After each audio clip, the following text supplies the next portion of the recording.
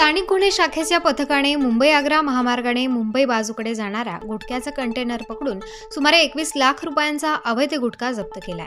सदर बाबत इगतपुरी पोलीस मध्ये गुन्हा दाखल करण्यात आला होता। सदर गुन्ह्यात अमृत भगवान सिंग, पूनमचंद होबा चौहान यांना अटक करण्यात आली होती।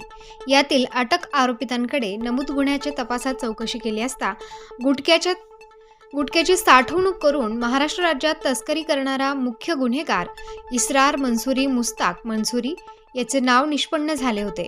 महाराष्ट्र राज्यासह नजीकचे राज्यांमध्ये गुटख्याची मोठ्या प्रमाणावर तस्करी करणारा मुख्य सूत्रधार इसरार मंसूरी यास अटक करण्याकामी नाशिक ग्रामीण जिल्हा पोलीस अधीक्षक विक्रम देशमाने यांच्या मार्गदर्शनाखाली स्थानिक गुन्हे शाखेचे पथक इंदोर, राज्य मध्य प्रदेश येथे रवाना करण्यात आले। त्याप्रमाणे पोलीस पथकाने इंदोर शहरातील राऊ परिसरात रात्रभर पाळत ठेवून गुटखा माफिया इसरार मंसूरी मुस्ताक मंसूरी वय वर्षे 35 राहणार श्रमिक कॉलनी राऊ इंदोर यास शिताफीने ताब्यात घेतले आहे।